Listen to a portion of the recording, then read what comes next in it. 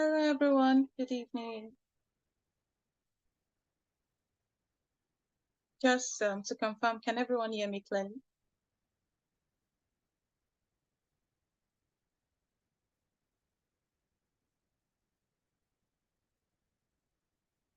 Okay, thank you. Okay, thank you. Thank you, everyone. Good evening once again, everyone. I am Lillian Appleby, your moderator for today's session. And looking at the number of participants we have, I think it's coming up, which is good. But for the participants here, kindly go on your group chat to notify the other participant that the class has started. We're not giving extra time. Welcome to today's session on communications in politics, bracket social media. I am trying to see if we have a facilitator already with us. Okay, yes, he is with us. And I'll quickly go to read his profile. Amazing facilitator in the person of Mr. Kelvin. It's not Kelvin. I've forgotten how it is pronounced it the other time. It was like months ago, but Kelvin Akoje is a brand engagement consultant, a politician, a public speaker, a security commentator, a social analyst, and a serial mediapreneur. He ran for a seat in the National Assembly to represent Kogi East Senatorial District in the 2019 election, and he is also the country director for SDG Radio and the founder of Climate Action Nigeria. He is a University of Abuja alumni and the prestigious class of 1996 at the Nigerian Defense Academy, where he trained as a master in defense and strategic studies. Wow. An avid martial arts enthusiast, a climate reality leader, and an alternative dispute resolution practitioner. Mr. Koje is also a member, Board of Trustees, Electoral College Nigeria, and he was born into a family of 4 siblings in total. He is a Catholic and married with 2 amazing kids. Welcome, Mr. Akoje, and thank you so much. It's always a pleasure.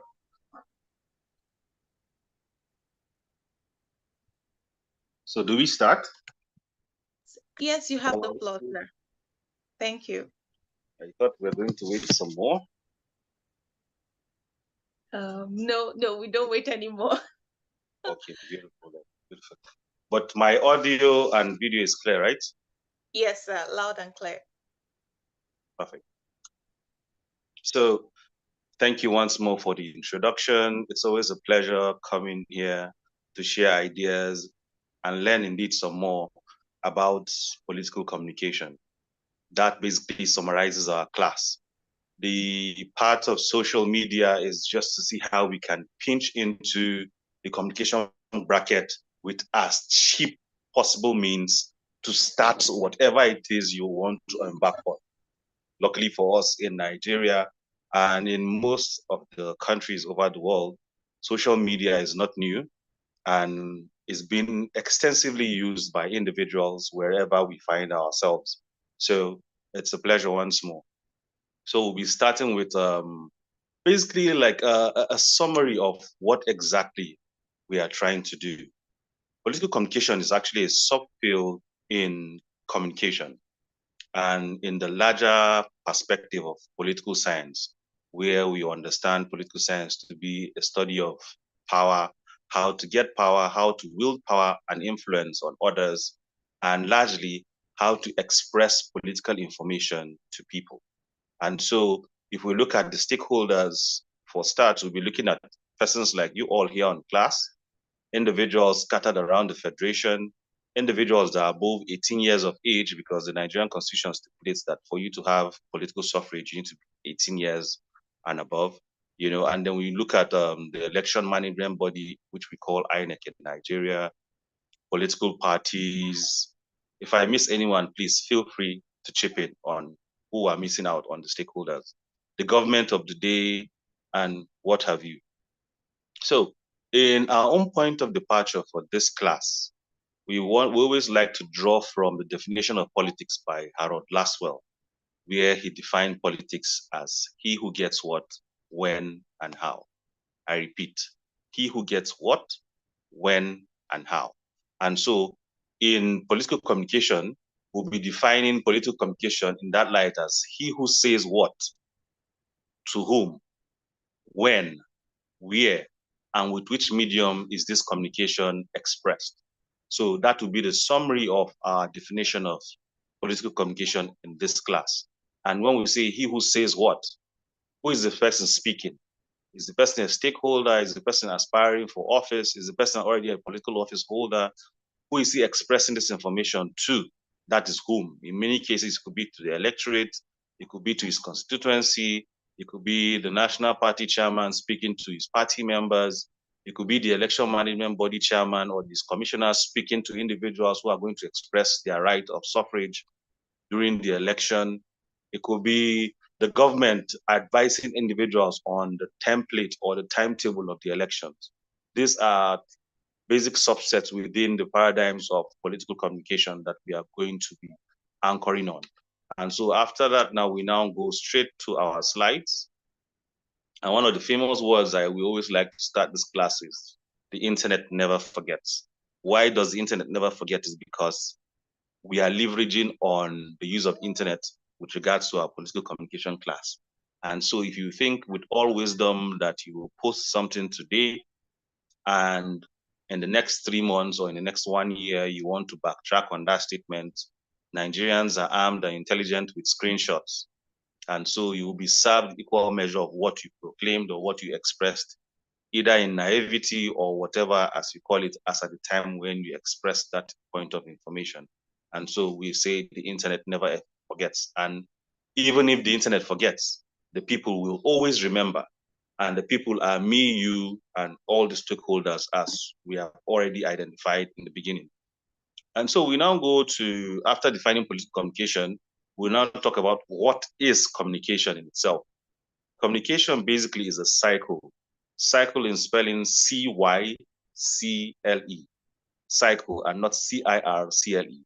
Cycle in the sense that it's the continuous loop of information being expressed, digested, understood, perceived, and a reaction generated.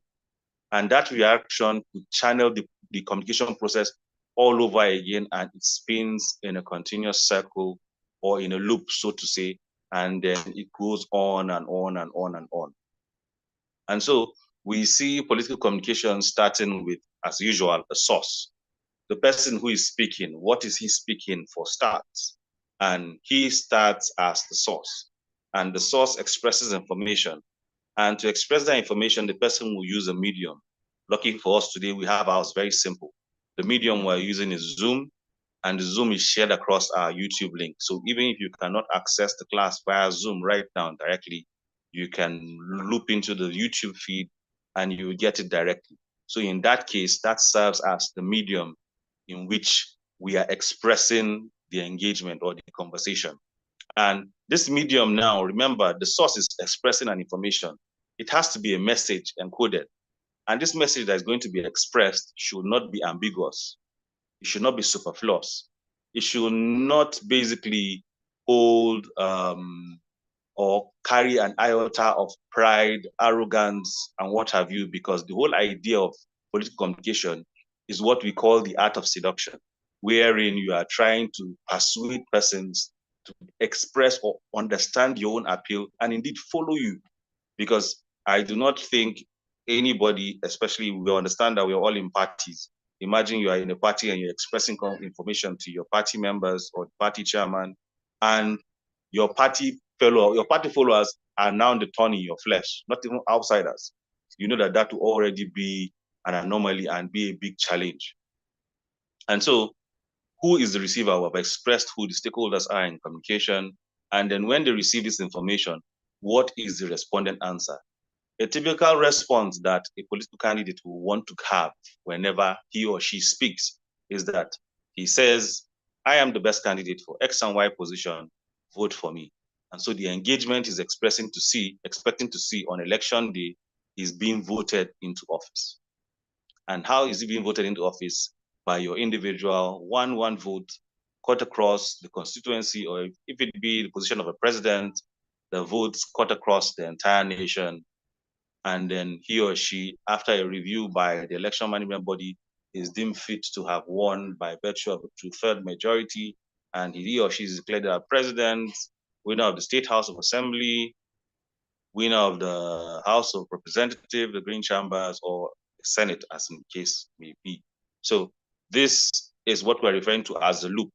And by the time he wins, he or she needs to also come out and say, thank you to my people. Whether he wins or loses, the communication process still continues. That's why I said it's a continuous cycle. It's a loop that continues going round and round and round, basically to ensure that the information being shared is in tandem with what the person stands for and what ideations he's trying to put together. We will not dwell on the theories of perception so much today because, as usual, we just have an hour to do this, and it is never enough. So we already expressed that political communication is a subfield of communication and political science, and the primary concern in political communication is how people respond to the information being shared. In other words, present day social media and influencers, what they love to use is engagement.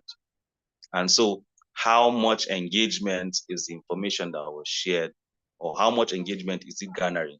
And remember when we drew from Harold Laswell's definition of political communication as he who says what, to whom, how, what, and getting what effect we see. So with that at the back of our minds, we move into the internet. Remember, in the Electoral College, what we are trying to teach you and arm you is basic skills to be able to get your direct route to market. I love to use route to market because indeed the political environment is a market field. Market field in the sense that you're doing buying and selling, informing individuals about what you want to sell, your goods, your services, and then they follow you to basically buy or express their joy, desires, happiness, or grievances, as the case may be, via feedback. And so, in moving into the realm of the internet, we'll be talking firstly on the website. So, talking about individuals that are going to run for office, individuals who are trying to push a class action, social and pressure groups, religious leaders, there are different ways in which you can express these ideas. And we are talking about the website. So if you see Independent National Electoral Commission, what is their website? It is not www.naherewedeyrunelectionthings.com. No, it is www.inecnigeria.gov. I think it's .gov. I'm not sure with the suffix, but it's INEC Nigeria. It is not ambiguous. It is not superfluous. It is something that even if you forget, by the time you use Google to search, on the very first page, you'll be able to get the information and then you consume it. Another point that needs to be taken note of is the security parameters. You see HTTP, HTTPS. HTTPS shows that it's a secure website. And so information that is shared there is personal to the information being shared and the persons that will receive it and indeed provide the feedback or whatsoever. So why we always talk about the security part of your website is, let's give a typical analogy. You are running for a position in the House of Assembly in your state. And remember, you will not be running in a vacuum. You obviously have individuals in other parties that are running for same position. And you open a website, www.egbayelo.com or www.egbayelo4senate.com. And then you are running for this office and you want people to know about your campaign manifesto. And then you put your manifesto on your web page. Do you know that if your web page is not secure, your opponent can employ the services of ethical hackers, hack your website, distort what individuals will see as your political manifesto. To make it even more fun, they might put X-rated content on your website, and that already is enough to show anybody or well-meaning Nigerian that this man that is even trying to run for office is not even serious about the business of what he's about. because his website, as simple as that, can even be hacked. And so in building a website, after having a trusted team, a media department, as the case may be, should you have one, or if you don't have one, you do a third party, engage a website creator, you have one, and then you manage it yourself. You need to make sure that your passwords and other information that you use to access that website is devoid of compromise, or else that starts as your first challenge in your race. I don't like to use the example of what happened in the US, but Donald Trump hit on a website of a fellow party member, not the same party though, and then his website expired while they were doing campaigns. And all he did was just change the entire content on his website to his own. So imagine, for free, he got advertisements for his own campaign on his opponent's website. Why? Because they didn't take note of when the website hosting was going to expire. And all he did was, just before it expired, he paid for the same website. And remember, this website service providers all just need to get paid. Anybody that pays them for the subscription, so long as is out of subscription, they'll give it to you. And then what have you? So in talking about websites, we also like to talk about microsites, Twitter, but we will not be talking to Twitter or X as a microsite in this. We'll be talking to it as one of the mediums, but Twitter is actually a microsite. So in this website now that you've created, you need to ensure that the name of the website is not ambiguous. The content on that website is effectively partitioned. So you have maybe board of trustees, you have about us, my candidature, what spurred me, pictures, link to YouTube videos, and what have you. So all of those will be things that will bring to bear on your website, facts and figures of your constituency, how the voting pattern has been over the years, and how you are looking to work around that to express your candidature in the National Assembly or the State Assembly and win. We talk about search engine optimization. Basically, an average Nigerian is not patient. And so if I can't remember your website and I go via a search engine and I type in your details and your information shows up on the fourth page of the search engine, me and you know that it means I will not find, because many Nigerians will not click the next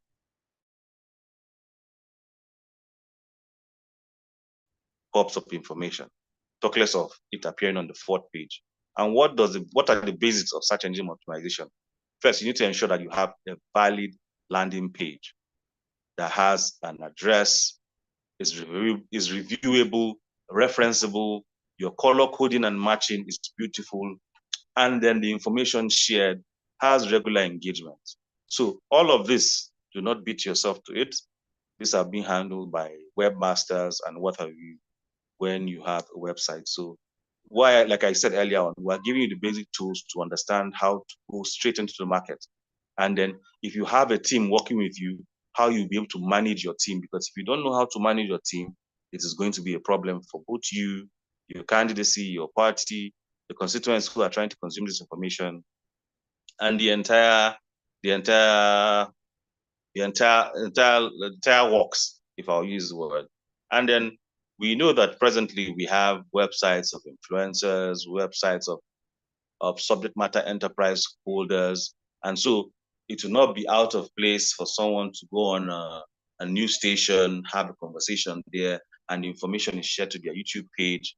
And you, as a candidate, you pick up that information and share on your website. So anybody wants to hear you speak can go and check that YouTube page, especially when they have a whole lot of following and viewership. So these are things that appeal to the web. And then we now talk about mass media. When we talk about mass media, we have it's a very broad perspective.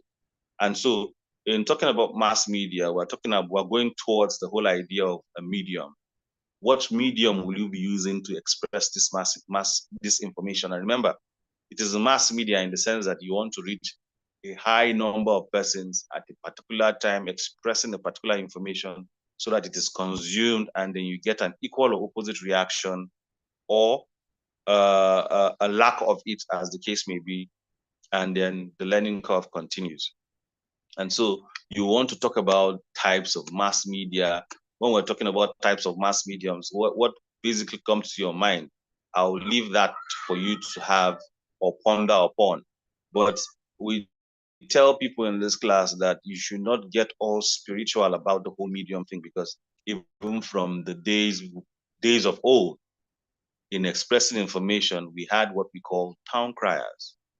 The town crier basically carries a bell and walks through the entire length and breadth of a particular location, speaking, vote for XY person. He is the leader. He is the person. Oseni is our man. We're following him till the election day, and we're going to make sure he wins. And he walks through the entire village and educates the people, backtracking to electronics or the days of the television. Or let's start with radio. Radio starts as a medium where you just listen to information, and then the information shared is such that the language is such that you can understand. And so it could be in your native language, it could be in English, it could be in a foreign language, depending on the audience you are appealing to. Remember, in political communication, it's he who says what to whom, when, where, and with what medium. So you look at the tube, which is television now that we all have.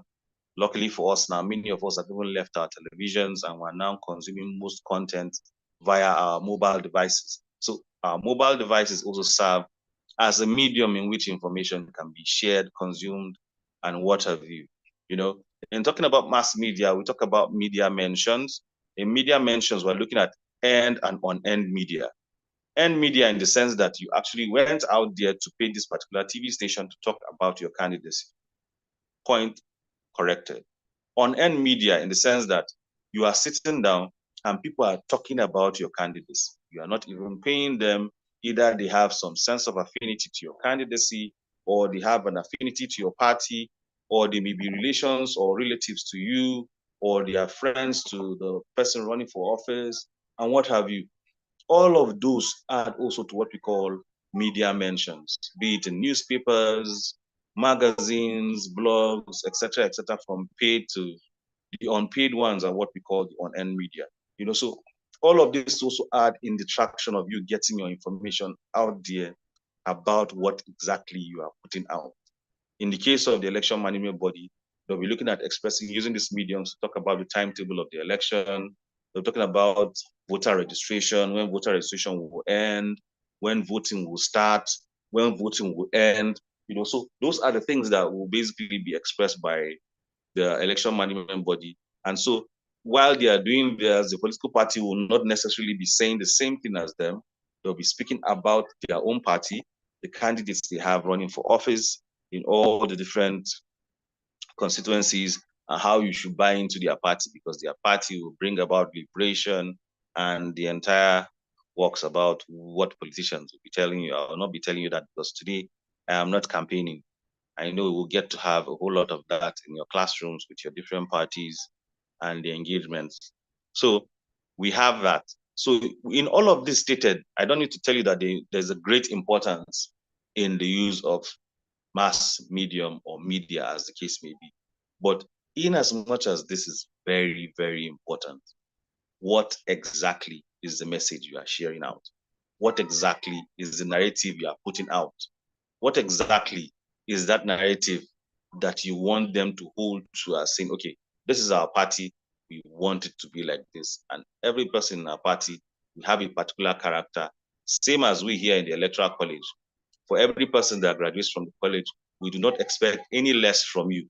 We do not expect to see you either on TV or via proclamation saying political office holder in the person of president is same as the person who is the Senate president in the National Assembly. That already holds a problem, because even from its definition, you notice that one is president of the Federal Republic of Nigeria and the other one is Senate president. Yes, they have the president name in their suffix, but it does not mean that they are playing or performing both roles. One is executive and one is legislative.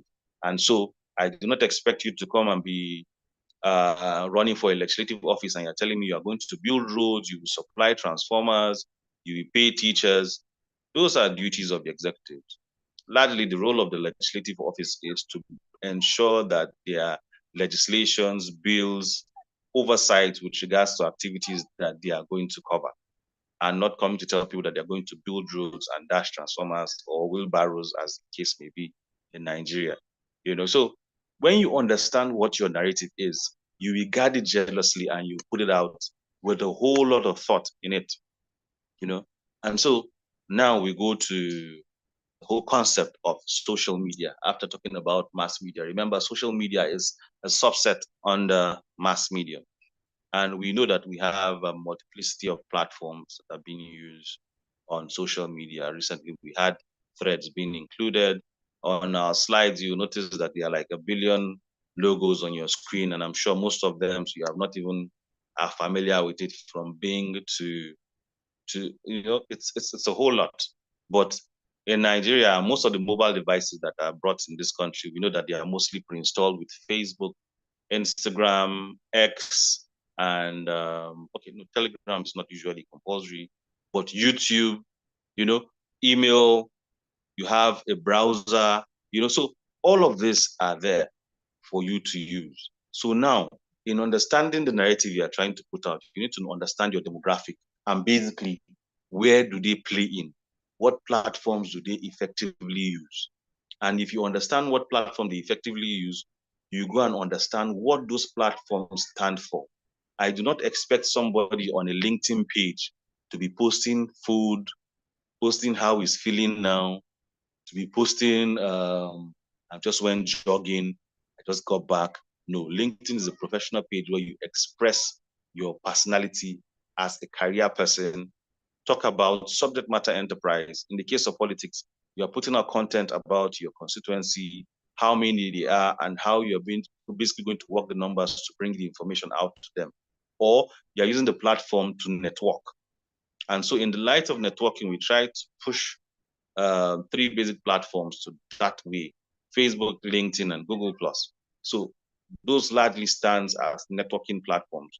We all know that your interaction on Facebook is definitely going to be different from the one on LinkedIn. But with Facebook, just like LinkedIn, you can send friend requests, accept friend requests, create a corporate page, create a campaign page where you put out information on the internet. If you do not have, especially funds to create a website, as the case may be, Facebook and LinkedIn are free apps where you can exploit and then showcase your information. Then for video sharing, luckily for us, you can do that effectively with Facebook. And also, you have Vimeo, YouTube, and many video platforms. Right now, we have TikTok also as a platform where you can do video sharing of information, and then you.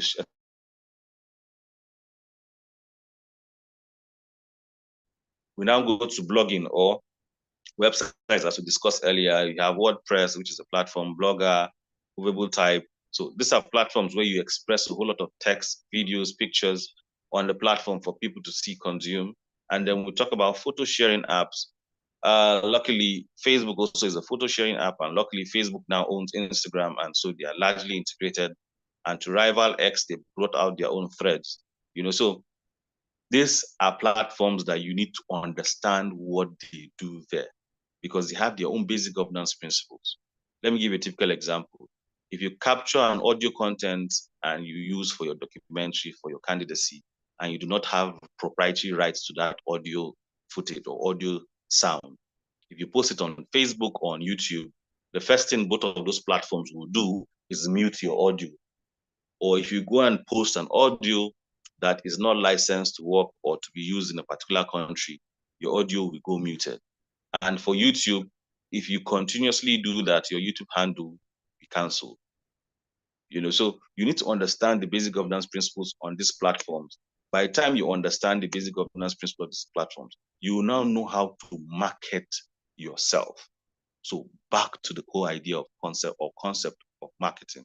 Like I said, political communication is a marketplace, and there are a lot of persons doing the buying and doing the selling, and a whole lot of vendors, a whole lot of attitudes, a whole lot of roads, bad weather, good weather, and all of that comes into the marketplace. And so you need to basically take appropriate actions for promoting or selling your products and services.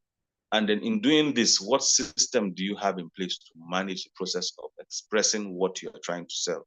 You be a political office holder, election management body, the government, political party. what options are you going to explore? In understanding this, you need to first put some basic questions.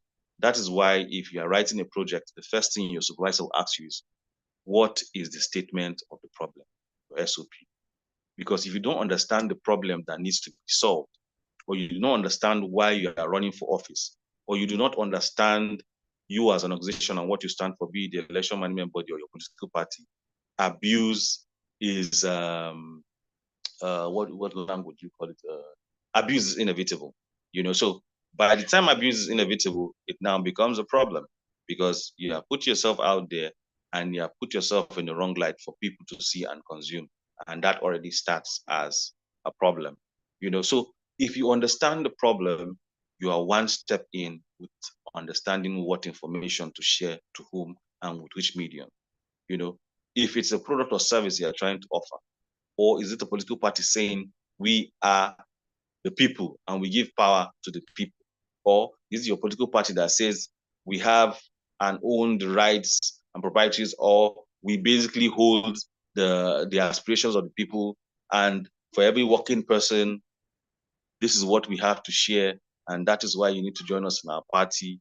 Or is the person that is even in the market coming there because he has the right links on network?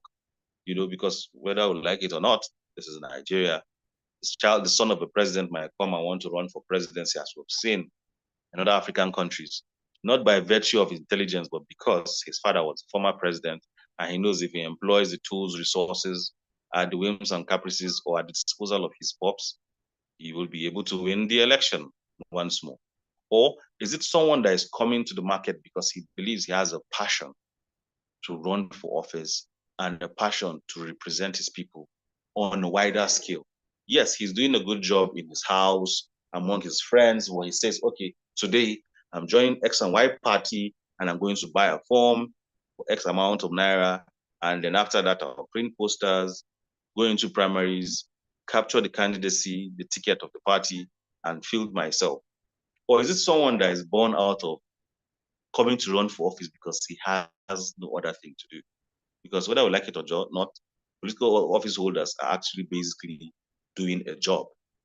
And so if the person sees it as a job that he's coming to do, he's basically not looking at employing so much into winning that position. And should he or she win that position, it's just about sitting down there to get paid.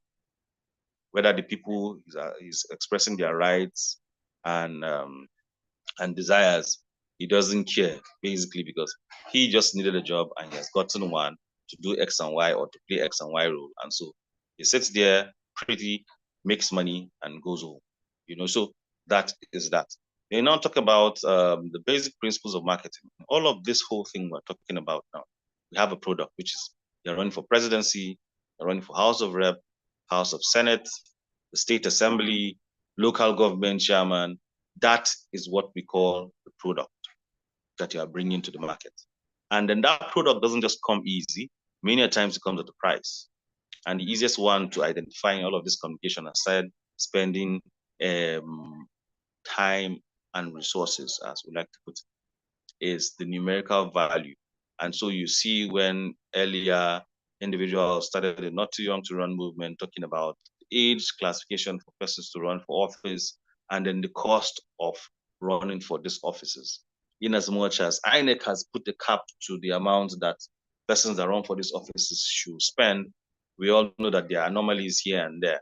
So that, in talking about price, that is basically what we are bringing to the table. What is the numerical value of the position you're going to run for?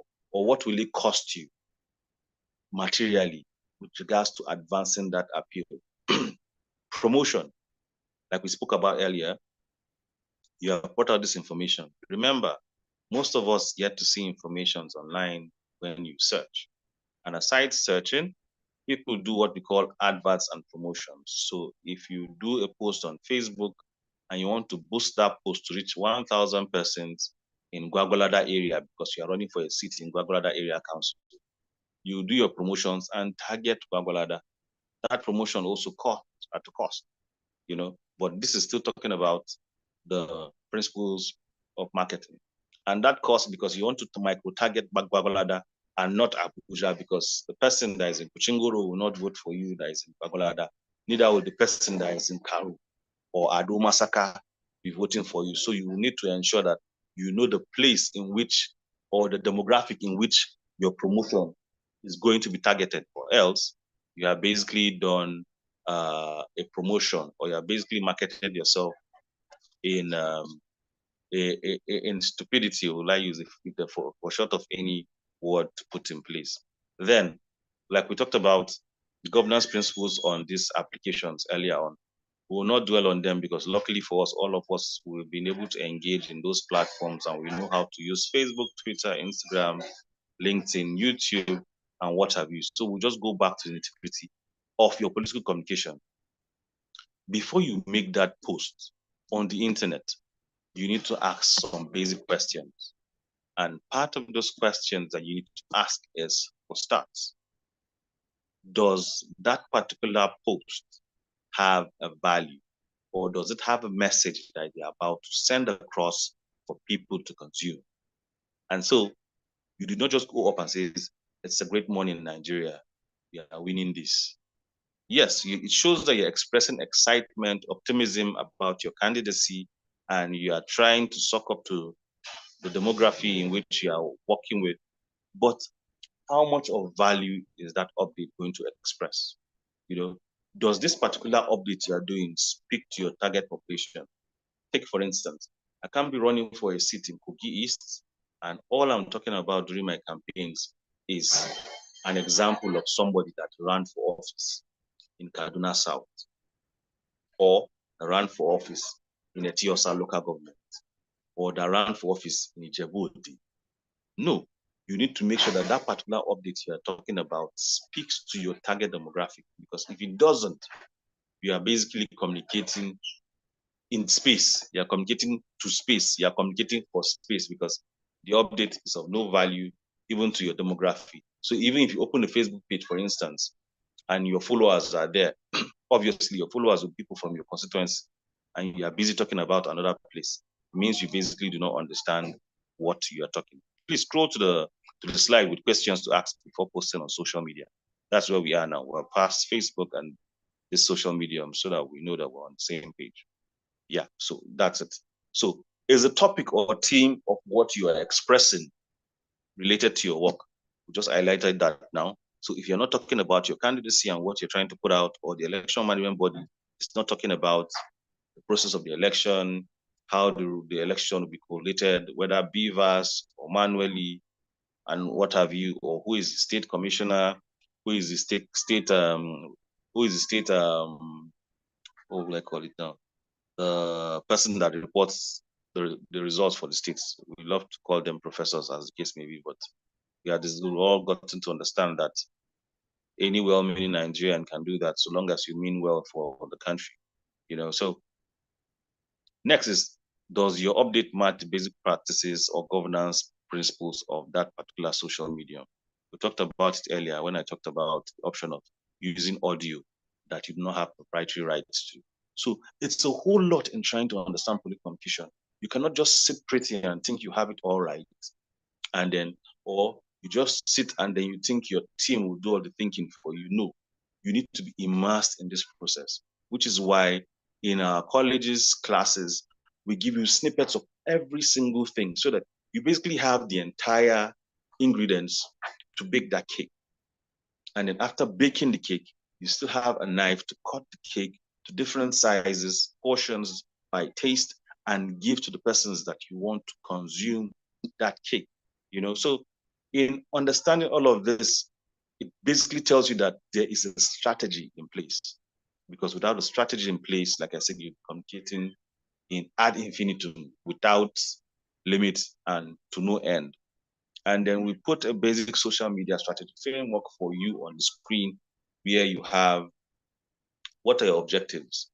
They are going to be a million, but you need to prioritize them and hit them and start directly. Governance. What have you understood about your candidacy? What is your identity? You need to clarify the information you're putting out. Define the activities you are basically going to do. Are you going to start your campaign today from your ward, or you're starting from your senatorial, from the the headquarters of your senatorial district, or is INEC going to start doing door to door to tell people about, come and vote, please, when you're voting, place your finger on the ink, don't let it cut across two different boxes that shows two different parties, or else your vote will be null and void. So you need to understand how to define the activities you are going to engage in. In developing capabilities, who are the persons that are going to handle what, when, and how? I don't expect you to see the person that is handling the kitchen department of your team, so that whenever you go out for campaigns, you know that water and feeding is intact and handled by somebody, and the meals are nutritious. I don't expect to see that person now, who is the chef, to be the person again as the point man in your campaign in this particular election, because already you have, yes, they can multitask, but you have already started showing us, or the people that are consuming the information, that this man doesn't want to have people that are working with him, and he wants to occupy X and Y role. Does it not tell us that if he occupies X and Y role, he'll be working alone? Or he has people that can work with him, but he's guarding his seat and he's guarding his close circle. He doesn't want anybody to join him. So it means if he enters the office, he'll not even engage us in conversations. So you need to understand this entire strategy. By the time you're armed with the strategy of all of this, you now know how to say, okay, we have put X and Y in place. What are the returns on this strategy we have put in? We have told people what we stand for. They have replied us. We engage them via Facebook, Twitter, or you have a phone number for your campaign. You are looking at all that. You are using listening tools to be able to check and see how many times you have been mentioned on Facebook. You are looking into how many times you have been mentioned on newspapers, billboards. The billboard you put here, how many persons walked through that particular location in the past 2 months? You are speaking in this language. Are the people not understand this language? Should you change to pidgin? So all of these are the things that are the positives that come out from establishing a robust social media strategy, and how you are seeing the returns on investments. Remember, I call political communication activities that happen in the marketplace. So what are the basic returns on investment? So these are things that you continue reviewing. So your candidacy is everywhere. Your billboards is everywhere. Your flyers about your party and what you stand for is everywhere. So these are things that you just keep on. Remember, it's not that you start it and stop. You need to start it and put a system in place that ensures that if the duration of campaigning is 30 days, you are out in the eyes of the people the entire 30 days. I don't expect you to come and then you're running for office, you print 1 million posters, and then you exhaust them on the first day of the campaign. What happens to the remaining 29 days? It means if I didn't hear about you on the first day, any other day that I hear about you, I'll basically label you as unserious, because I've never seen your posters anywhere. So it is only natural that you put some strategy in place and say, okay, inside this 1 million posters, we have 10 local governments. We are going to share 50-50-50 to all the local governments. And then whenever we go out for campaigns, we'll share another 20-20 in each local government. And then the remaining 30 pieces, we use it for the remaining days till the campaign, the duration for campaigns goes through and is closed. So these are things you need to put in place. So before we get too muddled up in all of the basic interfaces of political communication, let's come back to the root of what we are talking about. He who says what, to whom, when, where, which medium. And in talking in the basic ideations of this, the first thing we ask is, how do you express that information? How do you talk? Or who are you talking to? In putting that in place, we try to pick what we call, in your communications, are you reactionary? Are you progressive? Are you empathetic? Are you diplomatic? Okay, you are in a location, kidnapping has occurred in your location, you're running for office. In as much as you want to throw jabs at the people occupying the seat, you do not express information that shows ridicule to both the people in power and the families that were kidnapped, by saying, yes, they were careless. Why did they go out in the midnight to go and buy something? Don't they know that the people of the underworld works at that time? No. Indeed, the government of the day is supposed to basically provide a security infrastructure such that at any time of the day, you can go about your business. But if at that time, unfortunately, you were there, you that is going to make an information, you will not go and talk lavishly or stupidly and bring ridicule or insult. You will be empathetic in your communication, you know. So that is what we're talking about, how to talk. You go and you're talking to a local government or you're talking to persons of the ward in a town hall meeting. And you know that that town hall meeting is going to be made up of both your members of your party, members of other parties, non-aligned persons in the party, and you're coming to sell your candidacy. I don't expect to see you speaking forcefully. You must all vote me. If you don't vote me, you're all going to die. No, I don't expect you to say that. You said you'll be talking about your candidacy in a diplomatic way. You'll be selling your candidacy, employing the entire tools of the art of seduction to make sure that they buy into your candidacy. So it is obvious how you'll be speaking at that time will be in a diplomatic way. And then we talk about when to talk, you know. So in the usage of these mediums, you need to understand. So I use the timetable for the election process. I do not expect you to be talking when campaigns are over. And INEC says no more campaigns. It's X and Y hours to the election. And then that is when you think in your own brain that it's a time for you to go and start doing town hall meetings and engaging the services of musicians and jumbling them into a bus and singing and sharing flyers.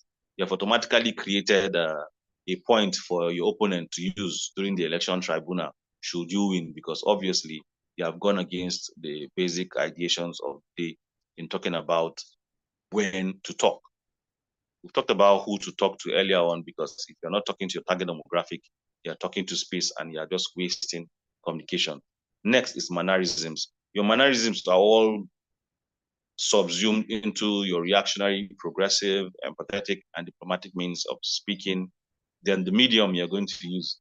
It's a no-brainer that you are going to a village, you are targeting a village, and you are hoping to use your Facebook Live to express your information to them when you know they don't have light. Most of those villages don't have network. It is obvious that the medium you'll be using there, either the role of town criers or town hall meetings where you physically go and sit the people down, or you're having tales by moonlight, taking us back to days when we were a whole lot younger. You still remember that. You know, so that will be the medium that you'll be expressing this information that you are talking about, which is the source or the political communication, as the case may be, you know. And then remember, we've always talked about this information that you are bringing out is not to be amiss. It should be such that the narrative you put out, you'll be able to control it. How do you control this narrative? Yes, we know that in time past, the government of the day has sought to stifle communications or freedom of information or freedom of speech, as the case may be. Especially the last one that comes to bear is social media bill, where a ban on social media was put in place.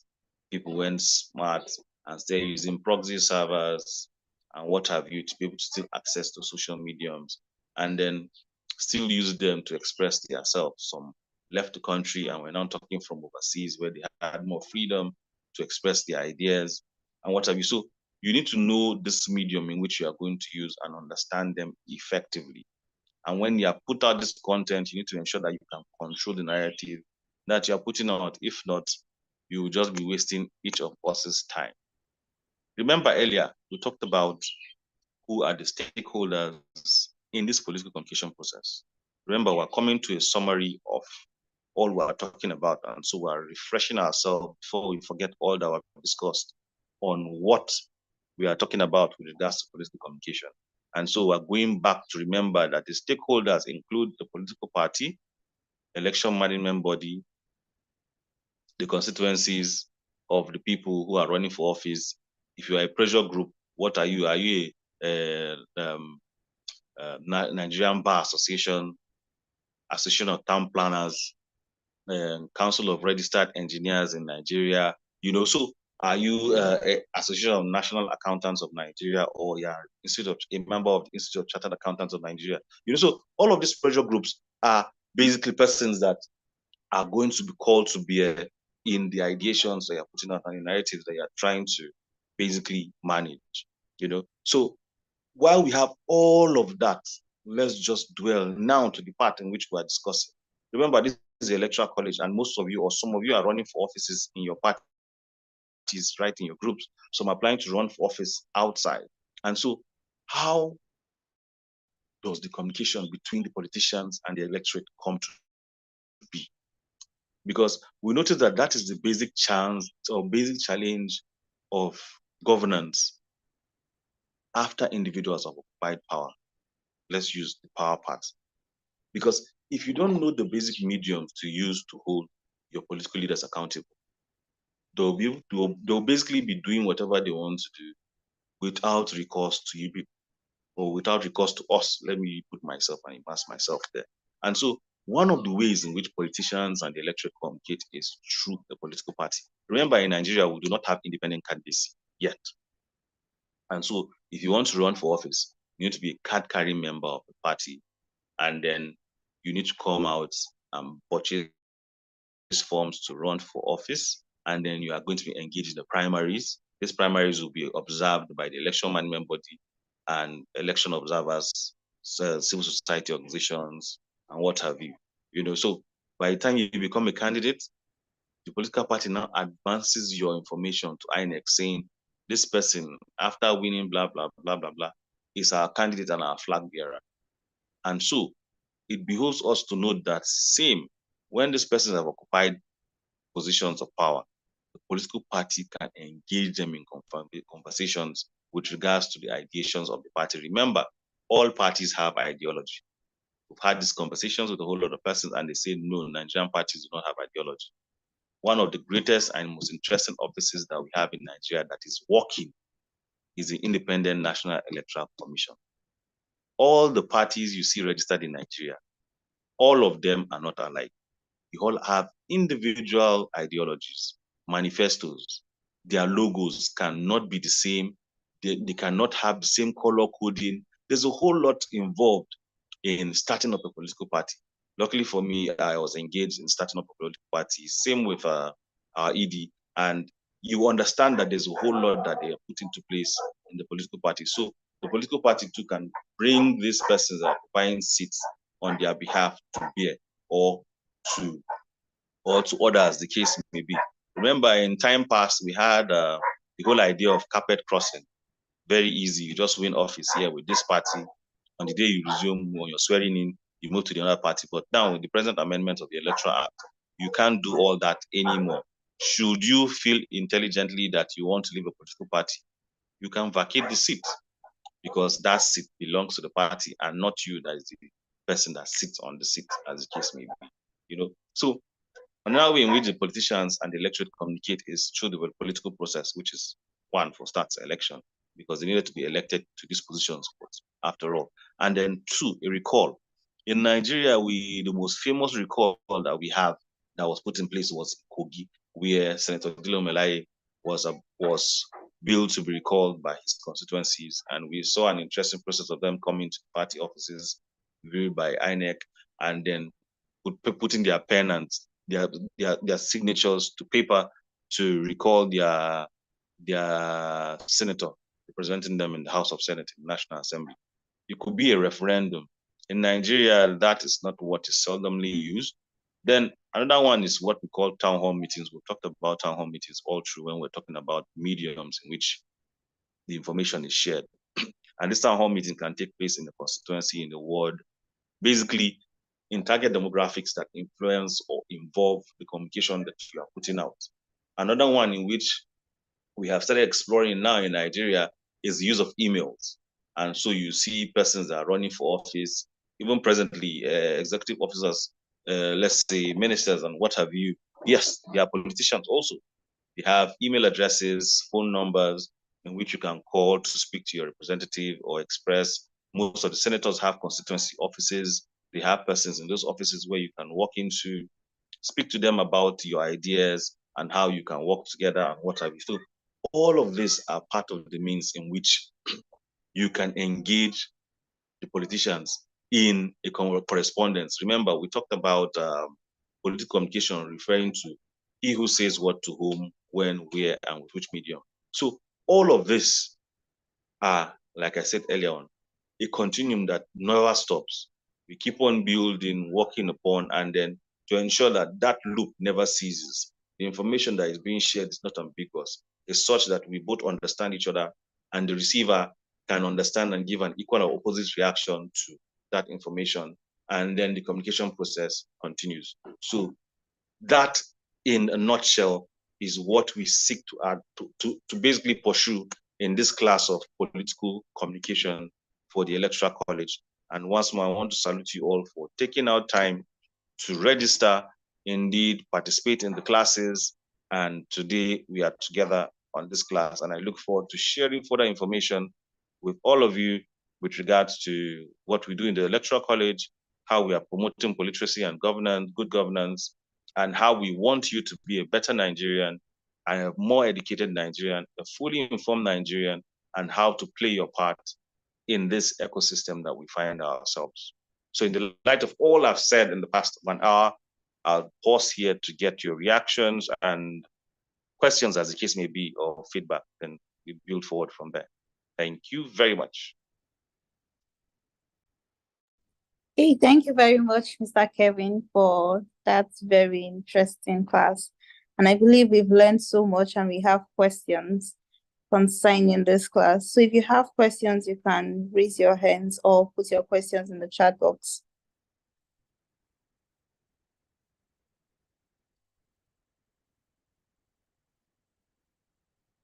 Okay, we have Ibrahim Jari. I've asked you to unmute and ask your question.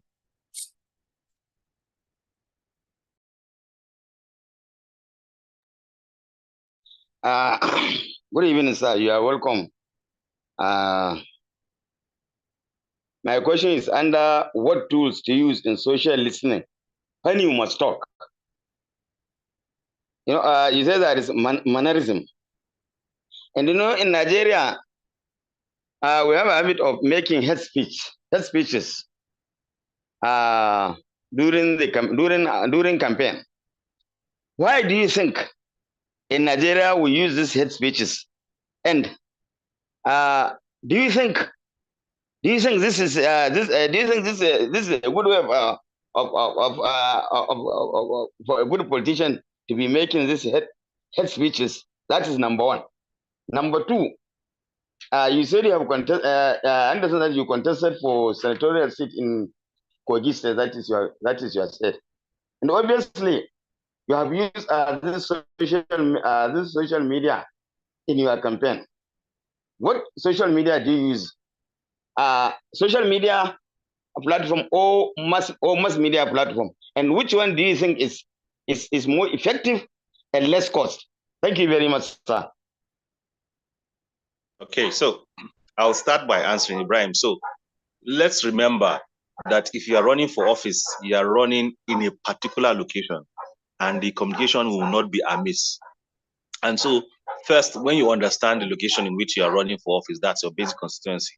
You know who you are speaking to. And you are basically appealing to someone that might even be your neighbor. And so you might know one or two secrets of them. Unfortunately for us, hate speech has basically been seen as a basic tool to demarket your opponent. Whether we like it or not, there are people that use information irresponsibly. And so this is where we come about the political ethical behavior. In as much as there are laid down rules about these communications or these conversations, you hear people saying things like, I know Senator Dino used one the last time when he was trying to make reference to the former governor, Yaya Bello. He said all sorts of things. He did not have to put that in that way. For me, I see it as a cheap way of selling publicity. And for me, as an intellectual, it tells me that you do not even have anything to say about yourself, but to turn down or demarket somebody to be able to put yourself out in the market. And so for me, that already sells you low for me. You mentioned in passing, social listening. You have platforms like Hootsuite, brand mentions, Meltwater. Those are platforms that you can download, pay the subscription, and then on the social mediums, when you plug in, like take for instance, Meltwater, if you download the Meltwater engine and you pay your subscription, it will tell you which channels you want to put in place, whether Instagram, Facebook, Twitter. If you plug in those channels and you feed in your login credentials, wherever your name is mentioned, there's a column that shows your name being mentioned and you know what they are talking about you. When we talk about somebody said something and it has gone viral, how do you manage those information? Those are things that we talk about in mentions with regards to social listening. Then your second question was which tool? Okay, in all honesty, there is no particular tool that is the best. The best tool that you have is drawn from understanding the people you are speaking with. So I use myself now for Kogi East. Unfortunately for us in Kogi East, we mentioned that, or like I say, I know that my state has a challenge with power. I know that my state have a higher amount of persons below poverty line. And so they'll obviously not be using so much of mobile devices, or even if they are using mobile devices, they'll not be wasting their data trying to watch your Facebook Live or trying to watch the 20-minute video you talked about how you want to save the people. What they'll be looking out is how you get the information to them. And so for me, in as much as I use social mediums, I had to directly go into the people and feed them about information on my candidates. And so for all the local governments that were under my senatorial district, I had to visit them one by one.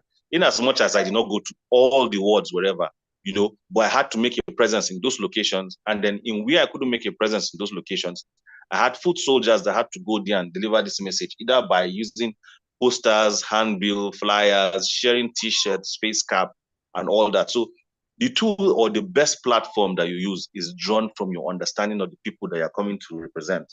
And when you understand that, you will know the medium to use. And so, Ibrahim, I hope I've answered your question. I'm seeing another question in the group. You mentioned that the seat belongs to the party. Okay, Thank I you can very see much. Ibrahim Muhammad. Yeah, thank you very much. I don't know that it's the same person too. It says the seat belongs to the party and not the persons occupying it. A typical case in point of this that is very recent is Rivers State House of Assembly, when almost all the members decamped from a party and went to another party, and they wanted to continue our business. And the first thing the court says is, remember, you ran for this office. Like I said, these things are very easy now because the Electoral Act has been amended. Before now, you can cross carpets without any sympathy for your party. But right now, the Electoral Act has amended. You cannot cross carpet to another party and still hold the position that you are there, because the party was the tool or the instrument in which you occupied that seat. And so when persons in the members in the River State House of Assembly did that, they basically declared their seats vacant. And on realization of that, they all came back to their party because they had now interpreted the information to them. So I'm not just saying this out of excitement, but it is what is listed in the Electoral Act that took place and its applications. Hence, you note that you cannot just cross carpet. We have another question by Idiabi Joseph. Because of the prevalence of social media as a tool for campaigning, what is the most effective way of combating fake news? And what role does traditional media play in eradicating this challenge? So we all know that fake news, like I used a very interesting analogy of when Trump took over a campaign website of his opponent and put his campaign details there. That was not fake news. That was just basically taking over. Remember, in running for office, not everybody has the same type of resources. And so some people use the cheap way, which is spreading fake news or conspiracies or putting these scandals about individuals in all parties. And then they employ the use of influencers, adverts, and promotion and push this information out there. Right now, we know that all the particular social mediums that we have at present all have their own basic social engines to combat fake news. And so let me use Instagram for an example, or X as an example. If you post an information that the statistics is not correct, you see they'll put a line stating this information shared here are not factual. They'll put a red clause on your post. And then aside that, you that is running for office, it is your duty to ensure that the people in your team are well educated about what you stand for. And so if they go and say they want to post a fake news about you on Instagram, your followers should be able to go there and write, this is wrong. This is what the statistics say. It's a very active process. And so I don't expect anybody to enter the field of political communication and then you want to be lackadaisical or you want to be slow about it or you just want to let things be. In as much as let things be also is political communication or a means of expressing, you need to know when to speak out and to ensure that your candidacy is not thrown into the mud. And so that basically talks about how the mediums are playing in eradicating this challenge because they are also funding training programs. I don't know if you've attended BBC Media Action in Nigeria. They also do programs with regards to combating fake news. They bring stakeholders in the ecosystem. Luckily for me, when I was running for office, I participated in their engagements more often than not. I did one with China CCTV. It will shock you that even the international world have an interest of what you are doing locally and how they can manage the process and express the information clearly that is true in the eyes of the people. So luckily for us, in as much as people will continue to go and push out fake news, the platforms that exist already have their basic governance processes of eliminating those fake news from being exploited using their platforms. I believe I've answered your question, Ibi Joseph. Okay, thank you very much, sir. We have Martins. I've asked you to unmute and ask your question. All right, good evening, everyone, and thank you for the very insightful class again, sir. So my question is one of today and then one from yesterday. And from yesterday is not to take us back, but how that there is a connection between what we've learned today and how it's progressive, right? So first of all, from yesterday, my question was, now, if you're building a website, for instance, and then you are crafting your entire identity, how you want people to perceive you, you want to talk about your manifesto, you're crafting a vision for the people, long term, short term, and all of that.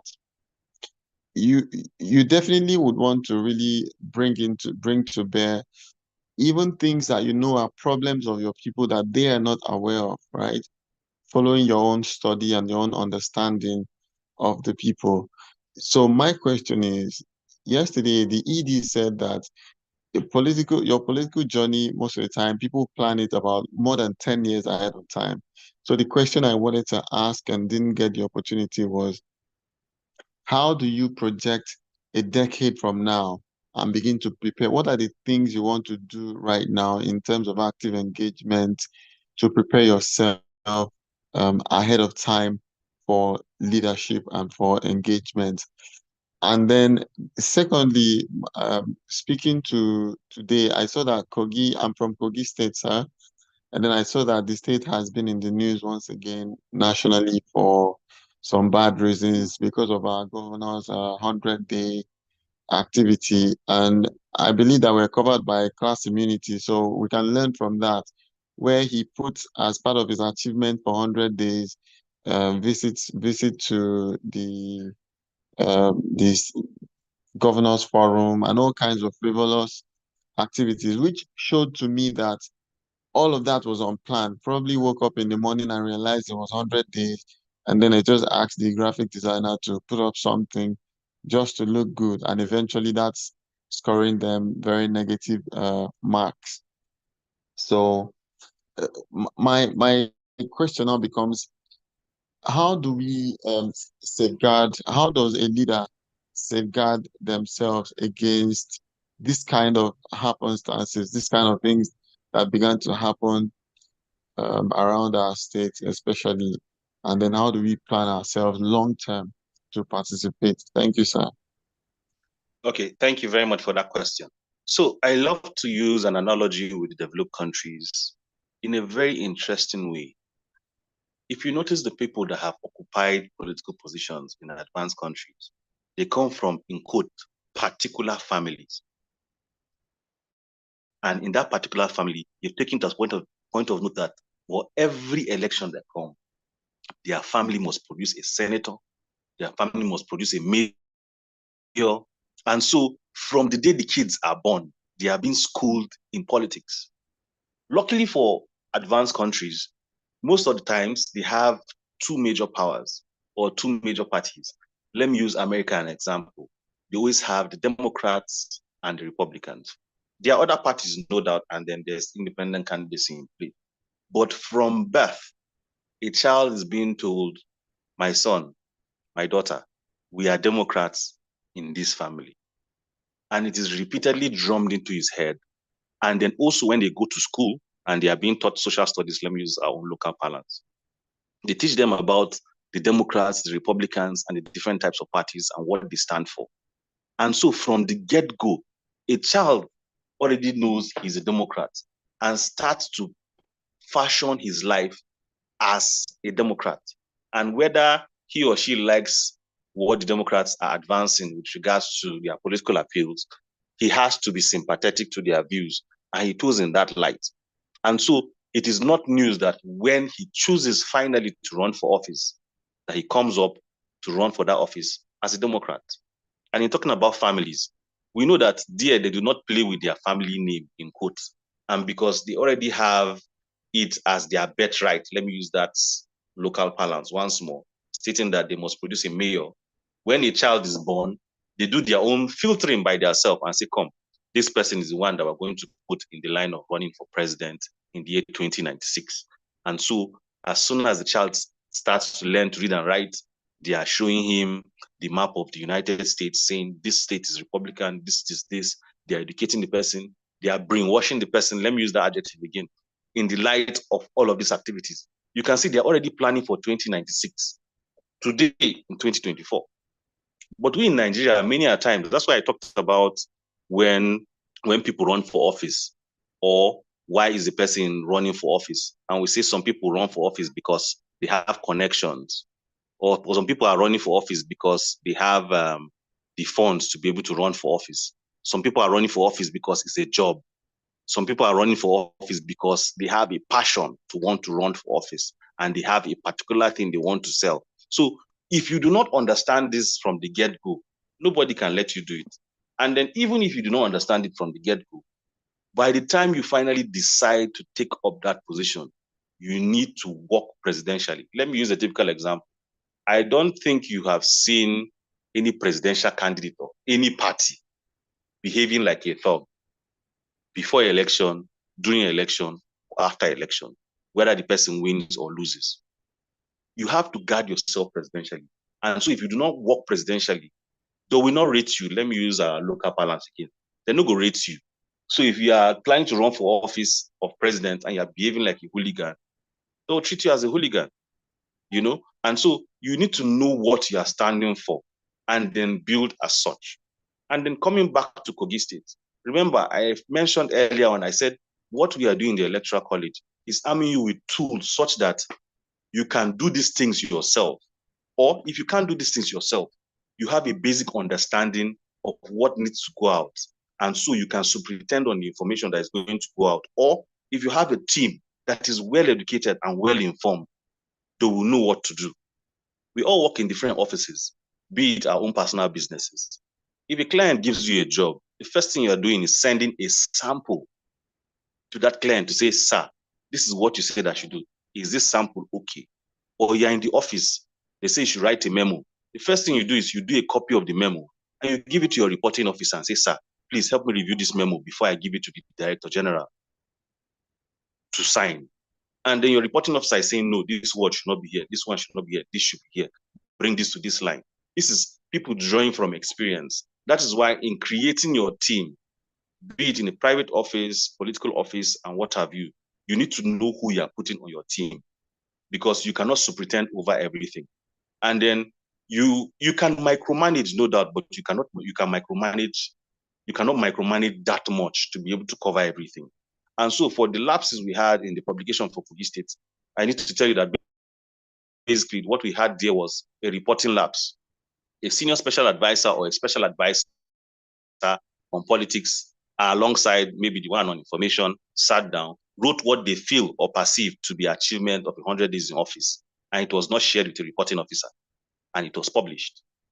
And remember, even if they try to take it down today, the internet never forgets.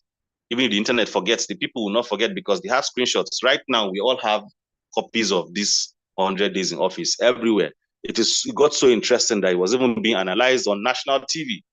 You know, the one that pained me so much was the person that was even talking about it on one of the national television was laughing and talking about it. You know, so it's hot because we are from this state and we will never leave that state. Let me use that language. Your origin is your origin. You know, so if you do not have a reporting line, if you do not have a team that is educated, that knows the wherewithal of the jobs they are being put into, not giving positions out of political favor, you will have these lapses come to bear. And so you need to manage it and ensure that whatever information that is published, like I said, the information needs to be of value and appeals to the people you are communicating with. If not, your communication will be amiss. So I hope I've answered your question. Do we want to? Okay, no, I did not run for election last year. I ran it for election in 2019 general elections. Kido, that's Frankie Kido. I ran for office in 2019. So do we have any other questions? All right. No, we don't. Okay, no more questions. Thank you very much, sir, for that very interesting and insightful lectures. I believe we've learned so much, even as we put in all of those lessons to practice. So in the case of no questions, we can call this a day. Did you have anything for us? No, nothing at all. Thank you so much, Mr. Kevin, on behalf of the Electoral College. Thank you always. Yeah, I think it's we a can pleasure, just... like I said. It's a pleasure to be here every single time. And then, like I said, luckily for me, I'm on the board of trustees, so I'm not far away from you. So if you have any further questions you want to ask, please feel free to share with your group lead, the director of the college, and go in further engagements through the teams, and then we'll have your clarification as the case. I will be very glad to do that. So anyone, if you want to engage Mr. Kevin further, you can always reach out. So I'll just ask the students to unmute and tell you thank you themselves. Thank you. Thank you so much, sir. Thank you very much. so much. Thank you so much. Thank you, sir. Thank you very much, sir. Really enjoyed the class. Thank you, sir. Thank you, sir. We enjoyed the class. Thank you so much. Thank you, sir. All right, I think that will be, we'll call it an evening here. So remember, your classes continue tomorrow evening, same time. And have a good evening. Thank you once again, Mr. Kevin. Good night, everyone. Bye. Thank you.